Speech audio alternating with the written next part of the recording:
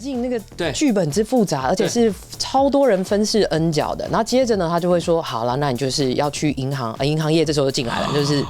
我不要再讲特定银行了，对，不要熊大银行。对，那熊大银行这边就有个客服专员，然后就说，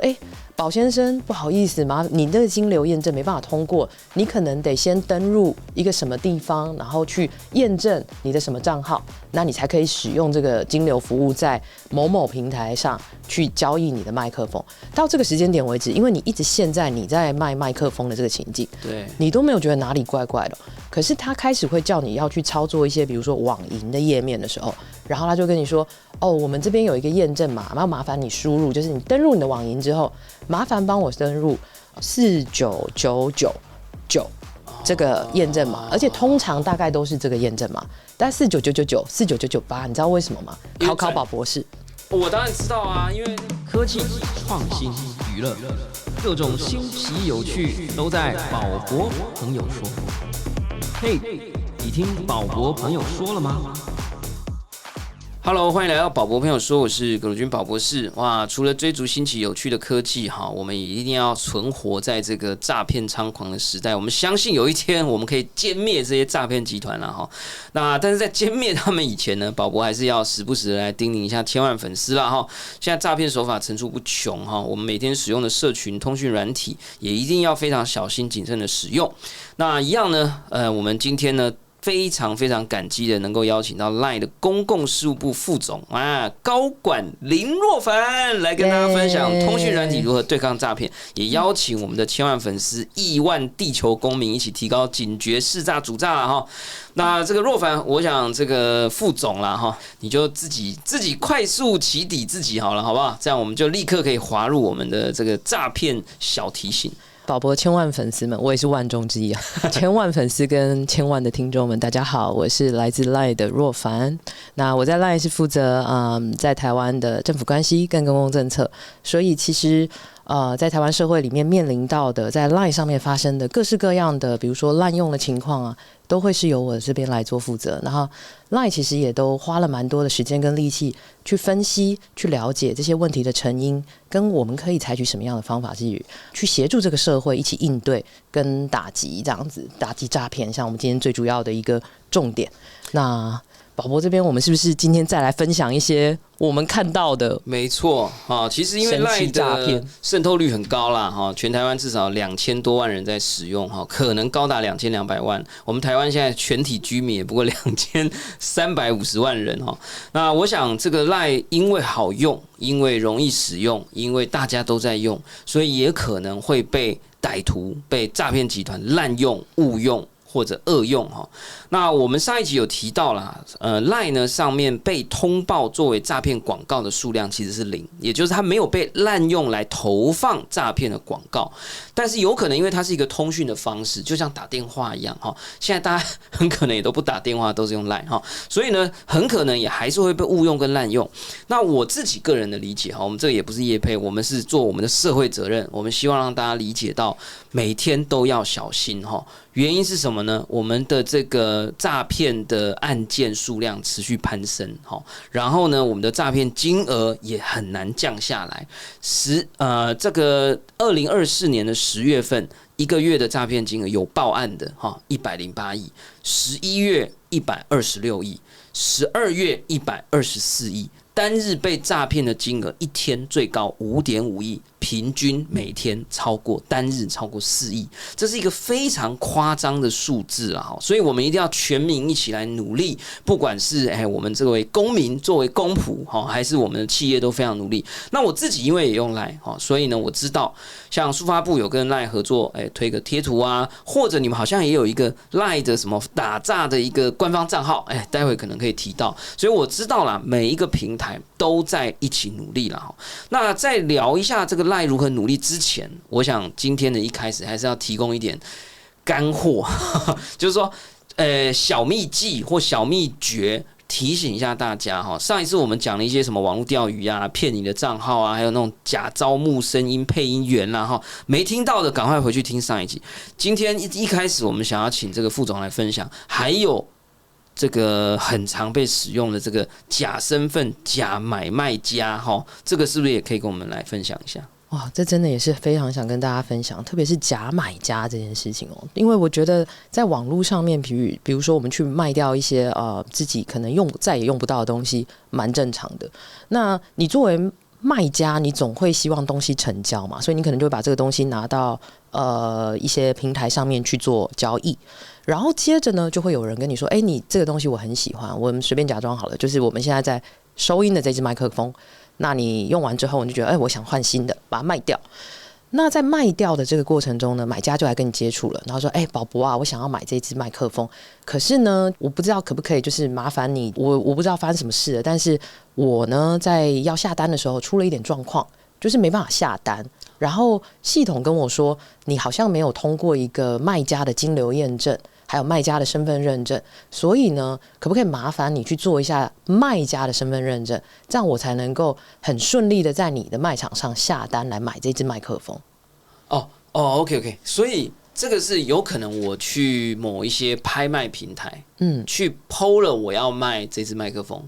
然后有人可能就加我的，比如说他可能用那个平台上面的 Messenger 的服务，然后跟你讲说，我没办法下单。OK， 然后呢，因为他已经问我了，他就好像表达出兴趣，他可能还会闲聊一下，说，我看到你有卖那个，我也是谁谁谁的粉丝啊，我最近好想录音啊，可能还会假装一下，然后他就是买家，然后他就会要我，比如说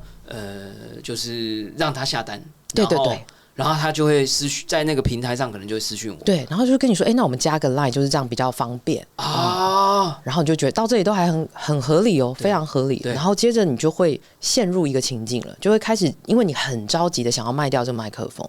卖了你才能买新的嘛，不然家里那么多麦克风怎么办？对，那你就会很想要成交。然后接着呢，他就会说，你的那个卖家账号验证没过，然后他就给你个连结，然后你就会照着那个连结开始去验证你的金流也好。或者验证你的卖家的身份也好，你就会照着那个流程下去做你那些验证的工作。可是那个账号那个应该说那个网址，对，本身就是钓鱼网址，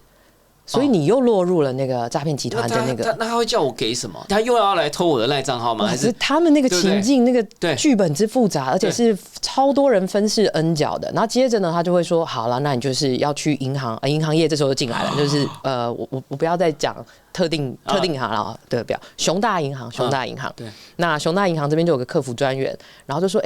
宝先生，不好意思嘛，你这个金流验证没办法通过，你可能得先登入一个什么地方，然后去验证你的什么账号，那你才可以使用这个金流服务在某某平台上去交易你的麦克风。到这个时间点为止，因为你一直陷在你在卖麦克风的这个情境，对，你都没有觉得哪里怪怪的。可是他开始会叫你要去操作一些，比如说网银的页面的时候，然后他就跟你说：我们这边有一个验证码，要麻烦你输入，就是你登入你的网银之后，麻烦帮我登入49999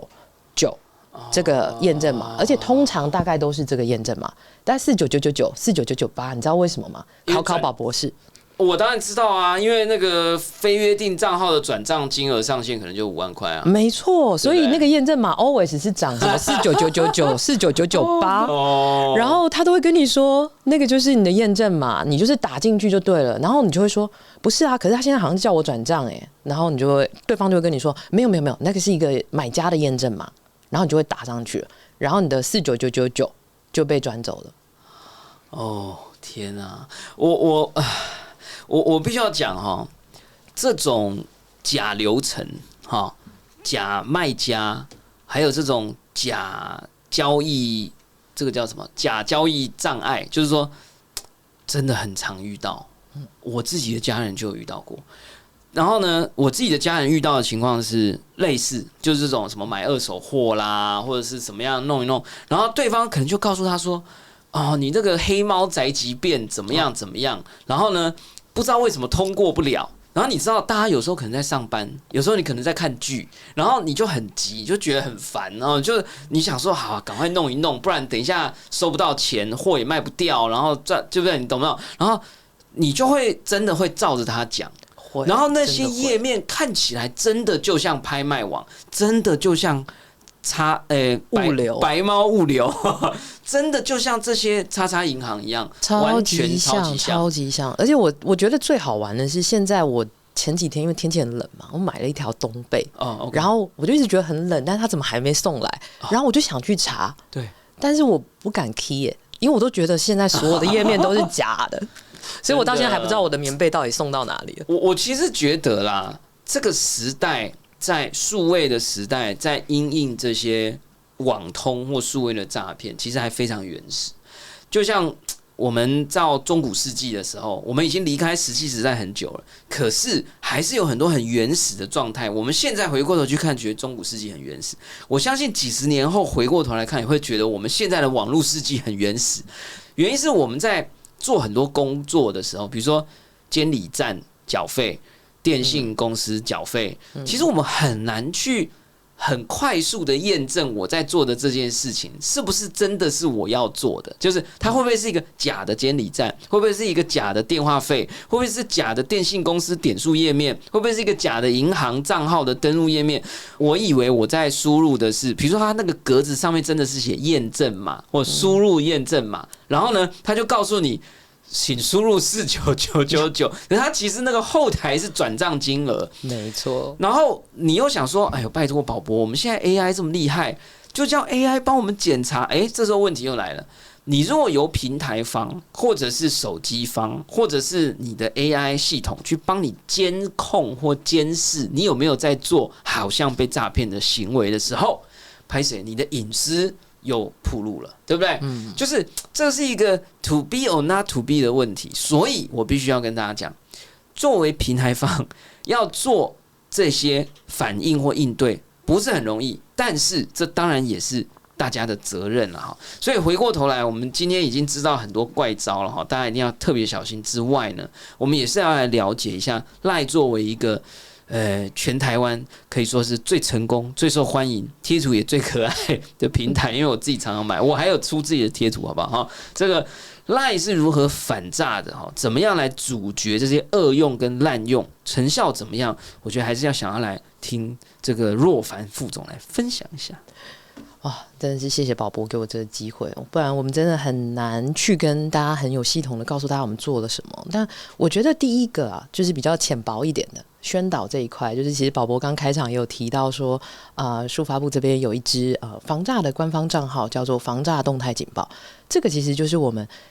近期就是有点像是 CSR 啦，就送给数发部的一支官方账号。那虽然好像在这个账号上引起了社会很多舆论的讨论，但是其实也让我借机澄清一下，这一支完全是一支免费公益账号，然后是由 LINE 送给数发部做防诈宣导的。那包括刚刚宝博说的那一组贴图，也是由 LINE 去设计跟发的。那为什么要发那个贴图？主要是为了要让这支官方账号有好友，因为当你要做宣导的时候，如果你没有好友的话，你要跟谁宣导？那包括像比如说大家比较常熟悉的一些像165那一支官方账号，其实也是 LINE 送的哦，只是大家不知道而已。所以我觉得就先帮防诈动态警报这支官方账号，就是先帮大家消毒一下。这支其实是我们用来送给数发部，他未来做诈骗的宣导的时候可以使用的。那宣导这件事情，其实 LINE 从2016年开始，我们就投入了非常多的资源做教育训练。因为我们在平台上，我大概可以观察到用户最近常被什么东西骗。比如说我上集有分享到的宠物投票，然后或者是录音员招募，那我们其实都可以在这样的过程里面更加的去强化我们的产品安全性，包括像4位数的验证码这件事情，其实也是我们后来发现诈骗集团会这样骗大家的时候，我们才把它加入的。但我必须说，就是道高一尺魔高一丈，就是我们每次增加了一些安全机制的时候，诈骗集团他就又会用一种新的话术来突破它。所以我觉得这个是一个猫捉老鼠的游戏，但是它不会是一个就是我做了一个什么东西就万无一失了，就绝对没有问题了。所以这个是宣导的部分，为什么我们总是不会放手？所以即便大家会觉得说，哎呀，你在整天在那边讲你们做的多棒棒，都是没有用的啦。可是我觉得这个是时不时就可以跟大家提醒一下最新的诈骗的动态是什么。那这个宣导的部分大概到这边，但是我觉得另外一个部分是大家比较看不到的一个界面的警语的部分哦。那我就会先呼吁我们宝博的千万粉丝们，可以先更新你们的 LINE 的版本，因为我觉得有些功能，这些像是警语的功能，它是在新的版本里面才有办法被凸显出来的。那我们最近这个真的是小故事，可以跟宝博分享，我自己觉得蛮有趣的。这猫捉老鼠的游戏，我们近期呢就做了一个警语。那我们本来的警语是比较单薄的啦。6月开始，我们其实就会在一些单向沟通的情境，所谓的单向沟通情境，就比如说，我有加宝博好友，宝博没加我，那我就是宝博的单向好友。那宝博看到我的讯息的时候，那我们就会跳讯息说，这个是你认识的人吗？小心聊天室里面的诈骗哦。那宝博可能就看久了也觉得，就还好啊，反正好像什么都会跳这样子。那我觉得这个警语的设计也是一种我们突破产品限制的，因为比如说我们跟比如不管是 Google 或 Meta 产品是不一样的。LINE 它最大的一个挑战就是它是通讯软体，所以没有办法说别人就是我 LINE 官方帮你检查一下这是不是诈骗，看不出来这怎么看，而且也有通讯隐私的问题。因为你就等于是电话公司啊，你很难偷听大家讲话。对啊，说当然大家听一下，就说这是不是诈骗？这很难，所以怎么样在你什么都不知道的状况底下去提醒你的用户有可能的诈骗行为？那警语这件事情，就是我们最近在做了新的一个14.21的版本之后会出现的。我们有发现一件事情，就是这些诈骗集团使用的账户，通常大部分因为台湾的手机门号是比较贵的，成本是高的，所以他们会去东南亚国家去拿一些成本相对比较低的门号，然后来开这个 LINE 账号。所以呢，我们最新的警语就是，如果这个人你加他好友的时候，他跟你不同区，他不是台湾人，比如说怎么会有我随便乱举例哦，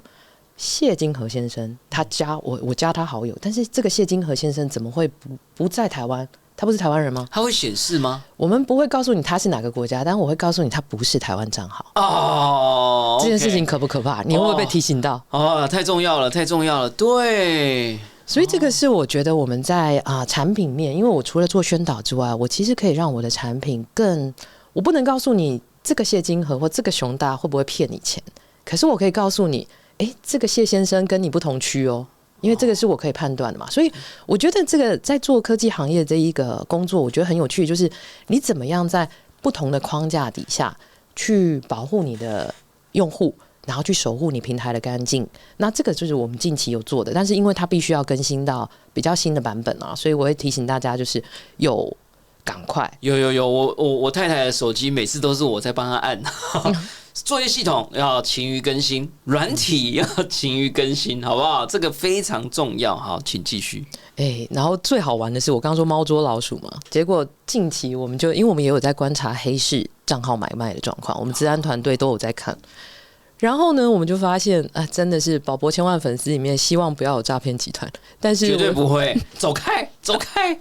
我真的是笑翻，因为我每次都说谁最专心听我讲话，诈骗集团最专心听我讲话。那我们就发现黑市里面开始有人在收购台湾的账号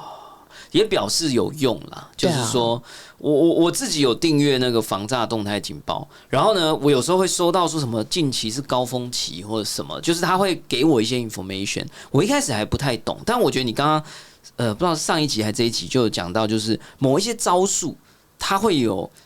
旺季跟淡季。比如说那个宠物投票，它可能就会某几个月，最近是高峰，然后发现被大家识破了，或者上新闻了，它就进入淡季。可是因为大家很健忘嘛，所以过几个月它可能又来宠物投票了，对不对？那我觉得有这个提醒，其实就比较让自己有一个，就是说对，之前有这个宠物投票，可能最近是高峰的话，我如果收到这个通知，我觉得就蛮好的。或者你刚刚讲说，说不定就可以透过这个诈骗动态警报，让我们知道说，可能这个平台可以更新了，大家可能就可以多一些新的防护。我觉得这样的一个机制其实也蛮好的。对啊，所以我觉得就是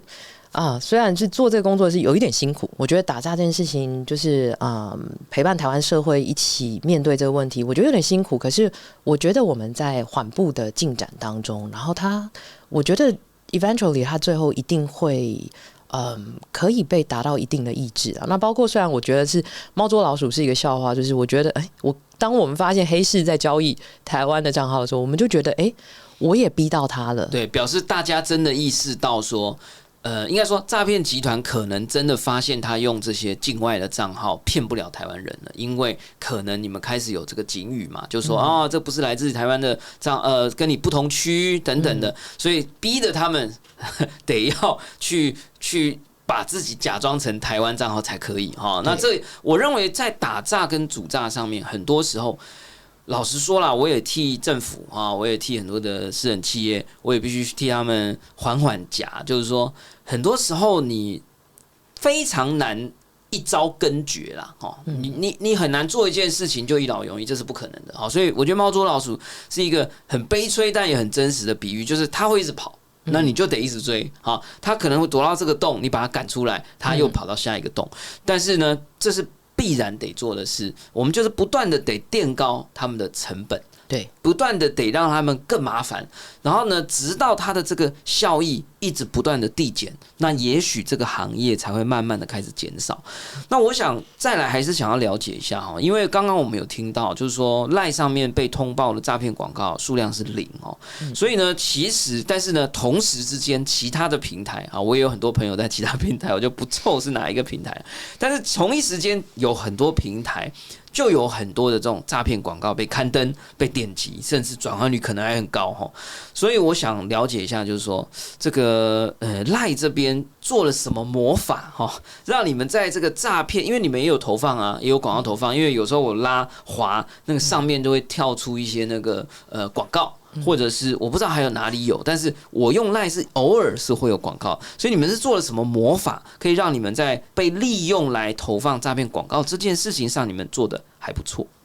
我觉得它不是魔法，就是真的花费心力下去做，它一定会有成果。那我简单讲，我们在广告的管理上，实际上怎么做？超级人工，我们就是做身份审查，针对广告主、诈骗广告的投放者。他一定会想躲嘛？那你要不要对他身份做查核？我们一定做。这其实在没有法律之前，我们就开始做了。那再来，针对在你平台上刊播的这个所谓的广告的素材，你要不要做审查？当然要做审查。你投放给你的用户，你怎么可以不做审查？所以我觉得光是这2点就可以让我们等于说。诈骗集团用我们平台去投放广告的成本太高了因为他必须要做一个图，让你不会觉得他是诈骗，然后他可能还要找一个假身份，然后去做身份验证等等。对，所以包括像我们还有特别针对金融投资，其实我们发现，因为大家都是在做，就是他们都是投放假投资广告啦，所以对我们来讲，我觉得 LINE 是他蛮有为有守的，我必须这么说，因为其实大部分业务团队他整天就被业绩追，他很难去。拒绝掉一笔生意，但是在 LINE 这边，我们对于广告，我们就是投资型的商品，我们只开放给金管会核准的金融机构，我觉得这个是蛮重要的。那第二个，我们都要求我们的广告主必须要确保你的广告内容要符合所有的法规，然后再来，如果他有任何那种就是擦边球，可能有点疑虑，然后比如说小投资赚大钱这种商模，我们就不让他投，所以。基本上我们对广告的管理非常非常的严格所以才会敢跟宝博说，我有一个骄傲的数字是我们的通报数字是0啊。但是这个是针对广告的部分啦。可是如果说我 LINE 只停留在整天在那边吹嘘我的广告是0的话，我觉得这也不负责任了。老实说，我们清楚的知道，对诈骗集团来讲 ，LINE 对他们的意义是沟通的工具，所以是这些所谓的假的投资名人的账号。才是他们真正利用我们的地方，所以在除了广告以外呢，还有我刚刚提到的界面警语的这一块的话，我们实际上从2023年的3月开始吧，我们就开始进行了一个超级猫捉老鼠的模式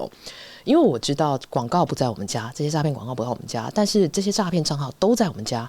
那我要怎么样在点对点加密的状况底下，去提早发现这些所谓的假的投资名人的账号呢？因为，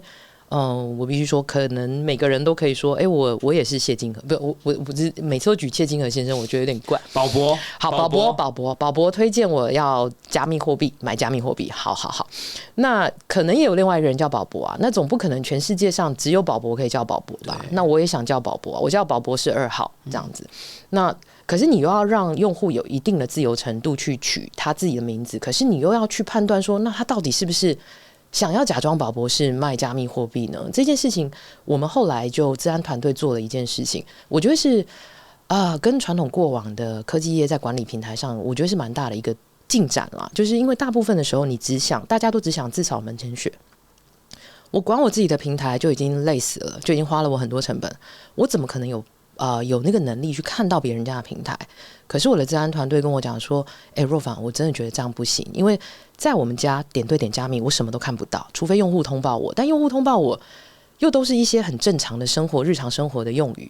就是我要买东西或你要卖东西，我也看不出来是不是诈骗。好啦，那这个状况之下，我们资安长就跟我讲说，我要出去看别人家的平台，因为我发现他们的 pattern 就是下广告导到LINE账号，然后开始进到LINE账号里面去进行一些话术来骗人。那我要怎么去侦测这些账号？提早侦测，在还没有人受骗的时候，我就先发现了。这种方式，我们就是直接去抓别的平台的广告，只要那个广告最后是叫你加入宝博士的个人账号，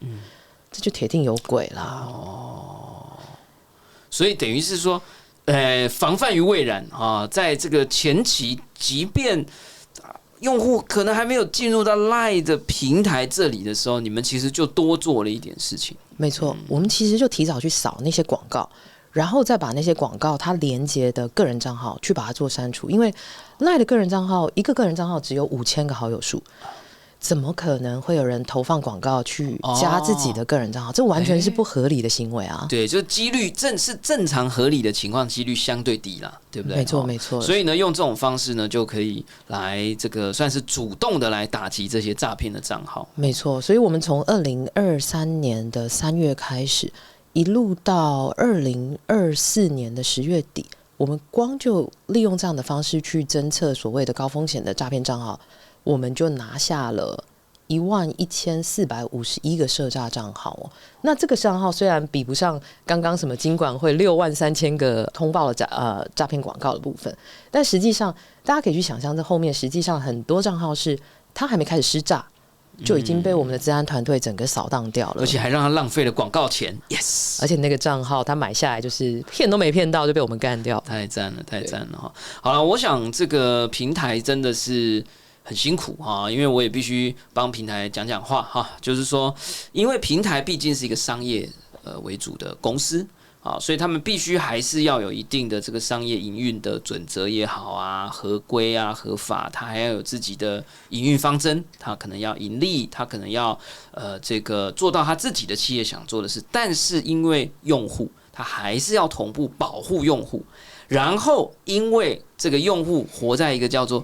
政治体制的社会里头，所以他们还要去跟政府单位有一个协作跟联合的这个做法，所以他必须 balance 很多很多的这个要素，然后才来一起努力的去打击这些诈骗了。所以我想这个真的是很辛苦哈，这个一定要持续加油。那我这里还有另外一个问题哈，这个我觉得列出来也是很有趣哈，就是说。我们这个因为若凡副总你是这个法律背景了哈，所以我们现在因为我自己现在又是公仆哈，所以哪里没有做好，我们也不是在埋怨政府，而是政府或政治或法律本来就有不够完美的地方。如果政府、政治或法律都超级完美100分，我们从明天开始就不用选举了哈，我们从明天开始就不用立法院了，因为已经完美了。显然就不是嘛，所以我们就要一直进步嘛。所以我想问一下，就是说，目前我们的不管是法律也好，或我们的这个规范也好，在反诈或打诈上面有没有什么进展，或者是你觉得有没有什么需要加强或可以调整？作为公仆，我们可以来一起协助的地方。这边我真的也还蛮有一些，就是从2023年观察到现在的一些想法，可以跟大家分享。因为我觉得，我自己也是法律人。但是我其实作为法律人，我就会知道，法律永远会是最落后的处理方式，因为你永远都是，比如说新的产业先走了，比如说加密货币，然后这些什么都走了，但是你的金融法规一定是跟不上，所以它一定是先有一个社会现实，然后我们才慢慢的开始做一些规管的工作。所以我觉得法律它是落后的，就是它不可能就是超前部署说，我今天立了一个什么法，我从此就没有诈骗这件事情。因为诈骗它其实是一个非常古典的产业，从以前到现在它都有，只是用电话骗，还是用简讯骗，还是用网络广告骗，它是一个非常古典的行业。所以当我们今天要去做法律，去做一些规管的时候，我其实会觉得它也不会是万灵丹。但我必须说，以台湾目前的诈欺犯罪危害防治条例，我们就叫它打诈专法好了，某程度我觉得它迈出了一个还不错的开始。那虽然它也许还是有一些比如说人权团体啊，或者是很多的比如说司改会啊，或是台权会，他们对于这个诈骗的条文的内容，它会有一些不同的声音跟想法，但我觉得这都是很好的讨论。但我可以先跟大家分享，在打诈专法里面，其实他做了一个非常进步的一件事情。那他在这个法律上面，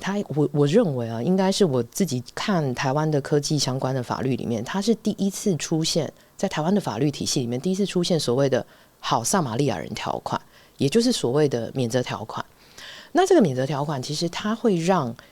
产业跟政府可以形成一个 partnership 的关系，而不是一个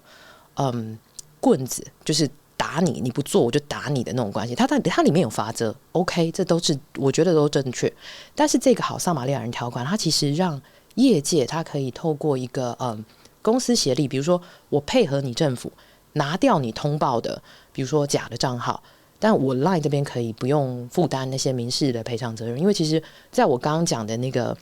我们猫捉老鼠的游戏里面，有一个很大的障碍是，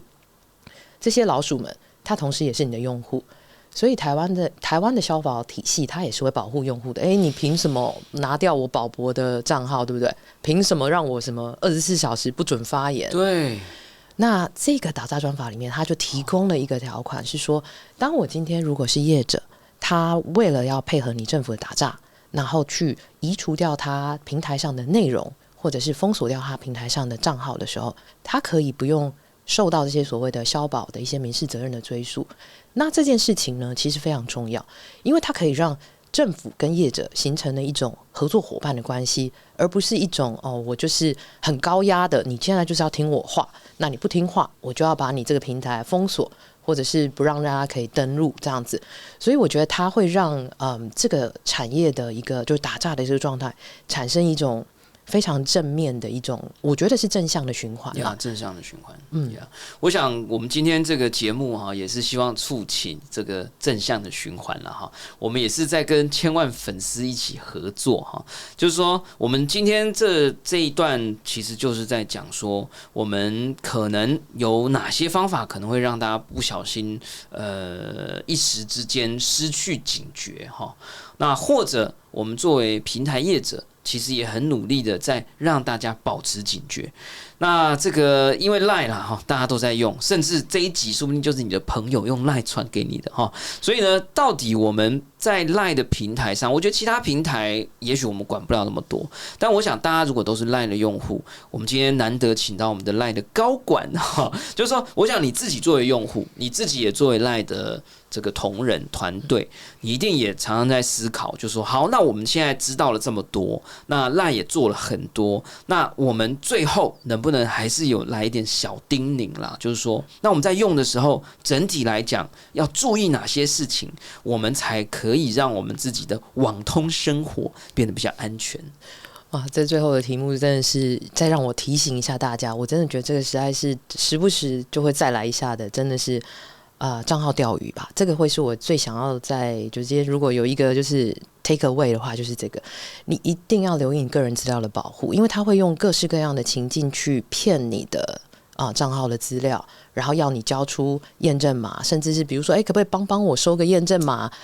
你一帮他收，你的账号可能就被他拿走了。所以这个我觉得是个人资料保护，你在任何的页面上去 key 入你任何的个资的时候都要非常的小心那这是第一个我想要提醒大家的。那第二个其实就是如果要投资因为我觉得这个假投资上面真的这2-3年下来真的实在是太严重了，所以我觉得大家还是可以多留心，然后去寻一些比较合法正常的管道，然后不要去下载一些来路不明的投资 App， 也不要加入奇怪的社群或者是群组，然后每个人都跟你说，今天要报标股，今天又赚了20万，这其实怎么听都不会是一个正常的交易状况嘛，也不会是正常的投资状况。所以我觉得最后小小的提醒，就是还是提醒我们宝博跟我一样的千万粉丝们、千万听众们，大家就是小心你们的个人资料保护，然后不要听信那些来源不明的投资建议。我想这个是最好的时代，但可能也是最危险的时代哈。每个人一定都要非常非常的小心，而且我自己认为啦哈，诈骗这个反诈或防诈的金科玉律第一条，就是你一定要相信你自己是可能被骗的。这真的很重要哈！我光针对这个第一条，我就跟我的家人就是这个可以说是苦口婆心，因为我觉得大家的很多家人可能都一样啦。我觉得我的长辈啊，或者什么，你跟他讲啊，不会啦，你妈拜托嘞，我紧跳啦，Don't worry 你越是这样，你真的要越苦口婆心跟他讲说，你每天你要考你的爸妈，你要考你的这个家人。你会不会被骗？你应该要期待对方说：“对，我有可能被骗。”你一定要让他不耻的说出这句话，你要让他能够承认自己有可能被骗，他才有可能不被骗。我真的是这样觉得，这是第一点。第二点哈，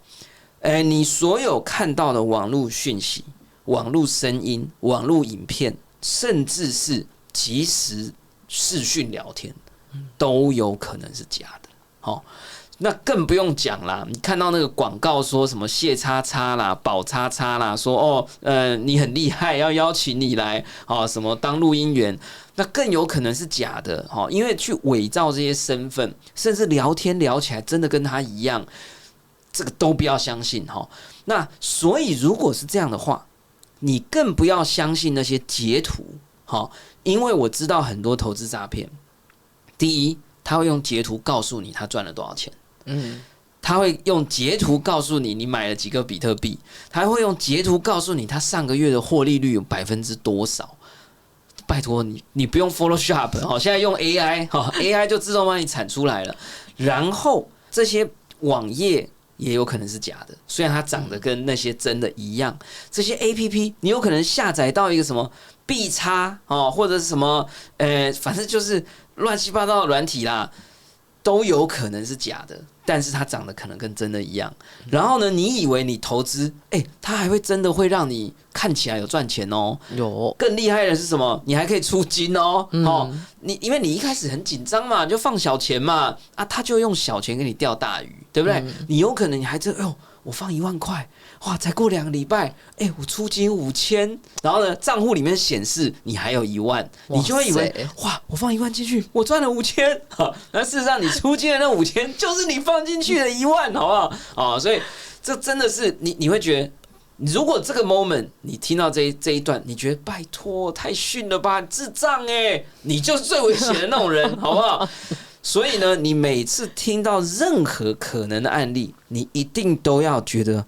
这个东西好可怕，这个东西我有可能会遇到，因为我们都只是讲那个诈骗的核心。事实上，我们真正诈骗集团会用一个故事，会用一个人设，会用一个情境来包装这些你现在觉得很智障的那些情境，然后呢，你就会一步一步的走进去。当你在那里的时候，你根本就不觉得你自己被骗，好不好？所以这个是金科玉律，好不好？所以这一集很重要诈骗的手法不管怎么样的演变了不管任何理由，他们就是想要骗大家的钱，骗大家的人，甚至要骗大家的声音跟你的肖像所以一定要提醒大家，不管你是要提供任何的资料出去，不管你是要投资，一定都要千万的小心。如果你想要赚钱，如果你想要买币，如果你想要买股票，一定要循合法的管道，不要下载来路不明的 APP， 不要相信来路不明的截图，不要相信来路不明的家人或者朋友，一定要再三验证，然后一定要非常小心，也不要加入来路不明的社群或群组，一起做个聪明的赖用户，一起做个聪明的网络时代的使用者，然后最后有没有什么作为这个赖的高管要最后有没有什么刚刚没讲到的？我觉得大家还是可以加入一下那个165的官方账号，跟数发布的那个防诈动态警报，因为我觉得一些新型的手法，大家还是时不时学一下，或是了解一下，听听也好。没错啊，因为这一集我们真的不是业配哈，我们业配才可以附连结，因为不是业配，你要告诉我们一下要怎么搜寻，我们是可以搜寻，直接打165就找得到，直接在账号的地方搜寻165官方账号，或者是什么防诈动态警报，好，防止的防，诈骗的诈，动态的动态，警报的警报，好不好？这个听说这个账号的好友数已经来到136万人了哈，所以呢，我们这一集真的如果是业配就会附连结给大家点，但因为真的不是哈，所以请大家自己搜寻。好啦，我想今天呢真的是非常非常公益的目的啦哈，希望大家一定要好好的守住自己的人，守住自己的钱啦哈，尤其好像快过年了哈，这个诈骗集团也是要领年终的哈，所以呢，我们一定要好好的利用我们的智慧来歼灭他们。好，感谢大家收听今天的宝博朋友说，我是葛如君宝博士。如果喜欢我们的节目，欢迎点选订阅，下一集自动传给你。不论你在 Apple Podcast、Spotify、YouTube 或其他平台听我们的留言啊，平台听我们节目，欢迎给我们5星评价，按喜欢留下留言或按小铃铛追踪订阅。我们下次空中见，拜拜。